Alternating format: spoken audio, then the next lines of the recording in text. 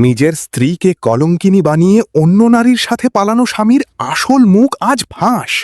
লাজুকে ঘিরে গ্রাম জুড়ে অপমান, আর পেছনে লুকিয়েছিল এক ভয়ঙ্কর ষড়যন্ত্র। শেষ মুহূর্তে অনুভবের এক চমক। লাজু কি নেবে জীবনের সবচেয়ে বড় সিদ্ধান্ত? আজ আপনারা দেখবেন সুদেবের সেই ভয়ঙ্কর রূপ। একদিকে শাশুড়ির হাতের চড়, আর অন্যদিকে বনলতার নোংরা ষড়যন্ত্র। সবকিছু কি একাই সামলাতে পারবে লাজু, নাকি দেবদূতের মতো এসে অনুভব বদলে দেবে গল্পের মোড়? ভিডিওটি শেষ পর্যন্ত না দেখলে বিশ্বাস করতে পারবেন না আজ লাজু সুদেবের সাথে ঠিক কী করল।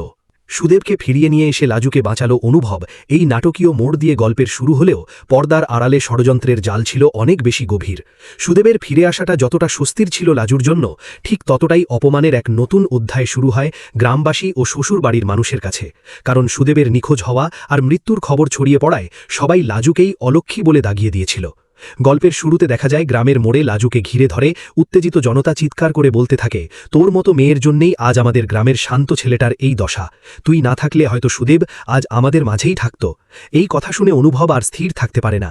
সে ভিড় ঠেলে সামনে এসে দাঁড়ায় এবং তীব্র প্রতিবাদ জানিয়ে বলে, আপনারা কি পাগল হয়ে গেছেন?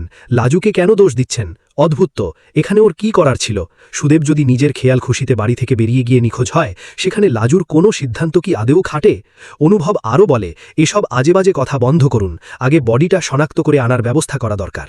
সুদেবের দাদা তথা লাজুর ভাসুরও তখন অনুভবের কথায় সায় দেয়, কিন্তু গ্রামবাসীরা যেন আজ রক্তপিপাসু হয়ে উঠেছে।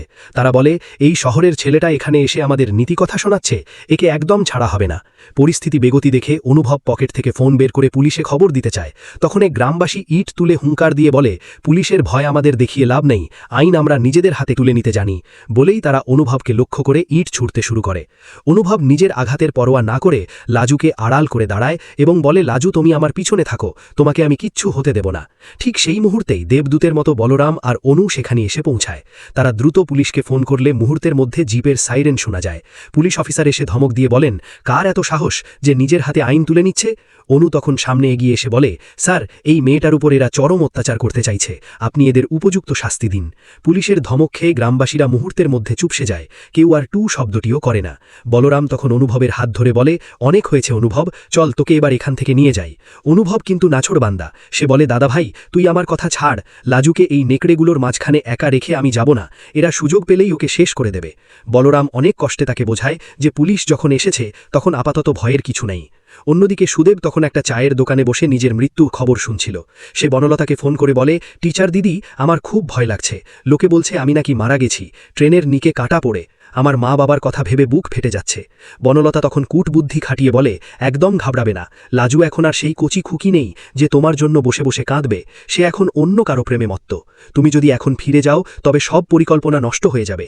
তোমাকে অন্তত আরও 7-8 দিন আত্মগোপন করে থাকতে হবে, যাতে সবাই নিশ্চিত হয় যে তুমি মৃত, আর লাজু ওই বাড়িতে একদম কোণঠাসা হয়ে পড়ে। এরপর বনলতা তার মায়ের কাছে নিজের পরিকল্পনা প্রকাশ করলে তার মা আঁতকে উঠে বলে, বন্যা, তুই কি আগুন নিয়ে খেলছিস? অনুভব যদি জানতে পারে তুই জেনে শুনে সুদেবকে লুকিয়ে রেখেছিস, তবে সে তোকে চিরতরে ঘৃণা করবে। বনলতা জেদ ধরে বলে, মা, আমাকে ডিমোটিভেট করো না, আমি অনুভবকে পাওয়ার জন্য যে কোনো স্তরে যেতে পারি। এদিকে অনুভব গাড়িতে বসে ছটফট করছিল। সে তার মাস্তুতো ভাই এসপি অনির্বাণকে ফোন করে বলে, ভাই, আমার একটা খুব বড় সাহায্য লাগবে। অনির্বাণ সব শুনে বলে, তুই আমার লোকেশনে চলে আয়, আমি ব্যবস্থা করছি। অনুভব মনে মনে ঠিক করে যেভাবেই হোক সুদেবকে খুঁজে বের করে লাজুর পবিত্রতা প্রমাণ করতে হবে। ওদিকে লাজুর বাড়িতে নেমে আসে শোকের ছায়া। শাশুড়ি কমলা দেবী শোকে পাথর হয়ে গিয়ে লাজুকে এক সপাটে চড় মেরে বসেন আর বলেন, তোর জন্যেই আমার সোনার চাঁদ ছেলেটা আজ নেই। লাজু মাথা নিচু করে সব সহ্য করে, কিন্তু দীপা প্রতিবাদ জানিয়ে বলে, মা, এটা আপনি ঠিক করছেন না, বারবার লাজুর ওপর হাত তোলা বন্ধ করুন। এমন সময় এক ব্যক্তি সুদেবের মানিব্যাগ আর পরিচয়পত্র নিয়ে হাজির হয়, যা দেখে বাড়ির সবাই কান্নায় ভেঙে পড়ে। অনুভব আড়াল থেকে সব দেখে বুঝতে পারে এটা একটা সাজানো নাটক।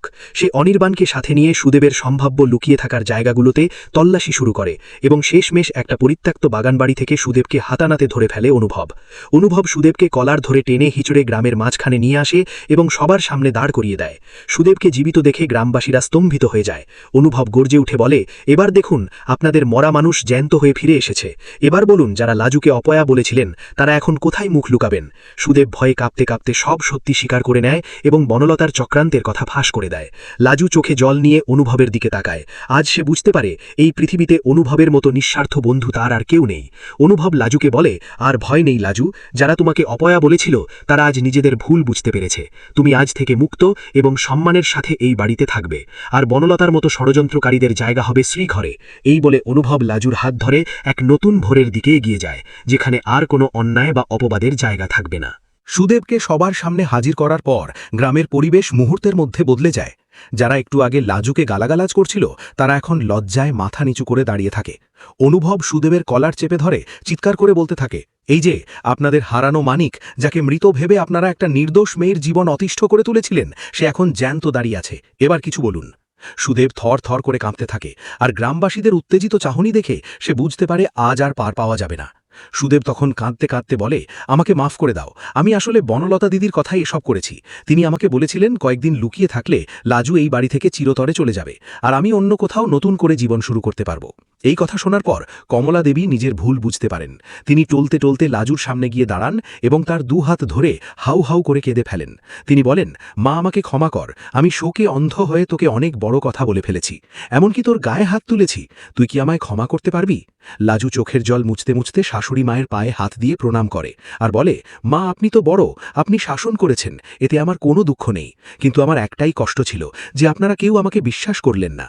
এই আবেগঘন মুহূর্তের মাঝেই সেখানে ঝড়ের বেগে প্রবেশ করে বনলতা। সে সেই পরিস্থিতি সামাল দেওয়ার চেষ্টা করে এবং সুদেবকে ধমক দিয়ে বলে, তুমি এসব কি আজে বাজে বলছো? আমি কখন তোমাকে এসব করতে বললাম? তুমি নিজের দোষ আমার ঘাড়ে চাপাচ্ছ। অনির্বাণ মানে এসপি সাহেব তখন মুচকি হেসে বনলতার সামনে এসে দাঁড়ায় এবং তার ফোনের কল লিস্ট বের করে দেখায়। সে বলে, বনলতা দেবী, আইন এতটাও বোকা নয় যে আপনার কল রেকর্ড চেক করবে না। আপনি গত কয়েকদিনে সুদেবকে কতবার ফোন করেছেন আর কোন কোন টাওয়ার লোকেশনে কথা বলেছেন তার সব প্রমাণ আমার হাতে আছে। এবার চলুন, থানায় গিয়ে বাকি গল্পটা হবে। বনলতা বুঝতে পারে তার পায়ের তলা থেকে মাটি সরে গেছে। সে অনুভবের দিকে তাকিয়ে শেষবারের মতো আকুতি জানিয়ে বলে, অনুভব, বিশ্বাস করো আমি এসব শুধু তোমাকে পাওয়ার জন্য করেছি, আমি তোমাকে ছাড়া বাঁচব না। অনুভব ঘৃণা ভরে মুখ ফিরিয়ে নেয় এবং বলে, যে ভালোবাসা অন্যের সংসার ভাঙতে চায় বা অন্যকে বিপদে ফেলে নিজে হাসতে চায়, সেই ভালোবাসার প্রতি আমার কোনো সম্মান নেই। তুমি যা করেছ তার শাস্তি তোমাকে পেতেই হবে। পুলিশ বনলতাকে ধরে নিয়ে যাওয়ার সময় গ্রামের মহিলারা তাকে ধিক্কার দিতে থাকে। এরপর অনুভব লাজুকে দিকে তাকিয়ে বলে, লাজু, আজ থেকে তোমার নতুন জীবন শুরু হলো। এই সুদেব নামের মানুষটা তোমার যোগ্য নয়। যে নিজের স্ত্রীকে বিপদে ফেলে পালিয়ে বেড়াতে পারে তার সাথে সম্পর্ক রাখার কোনো মানে হয় না। বাড়ির সবাই তখন অনুভবের কথায় সায় দেয়। বলরাম এগিয়ে এসে অনুভবের পিঠে হাত রাখে এবং বলে, তুই আজ যা করলি তাতে আমাদের বংশের মুখ উজ্জ্বল হলো। অনুভব লাজুকে বলে, তুমি যদি চাও তবে আমি তোমাকে এখান থেকে নিয়ে গিয়ে তোমার পড়াশোনা বা কাজের ব্যবস্থা করে দিতে পারি, যেখানে কেউ তোমাকে কথা শোনাবে না। লাজু একটু সময় নিয়ে সুদেবের দিকে তাকায় এবং নিজের হাতের শাখা পলা খুলে সুদেবের সামনে ছুঁড়ে ফেলে দেয়। সে দৃঢ় কণ্ঠে বলে, যে স্বামী আমার সম্মান রক্ষা করতে পারে না তার দেওয়া চিহ্ন আমি আর বয়ে বেড়াবো না। আমি আজ থেকে স্বাধীন, আমি নিজের পায়ে দাঁড়াতে চাই। এই বলে লাজু অনুভবের দিকে এক পা এগিয়ে যায়, যা দেখে সুদেব চিৎকার করে কাঁদতে থাকে, কিন্তু গ্রামবাসীরা তাকে বাধা দেয়। অনুভব লাজুকে সাথে নিয়ে গাড়ির দিকে এগিয়ে যায় আর মনে মনে ভাবে, যেভাবেই হোক এই মেয়েটির হারানো সম্মান আর আত্মবিশ্বাস তাকে ফিরিয়ে দিতেই হবে।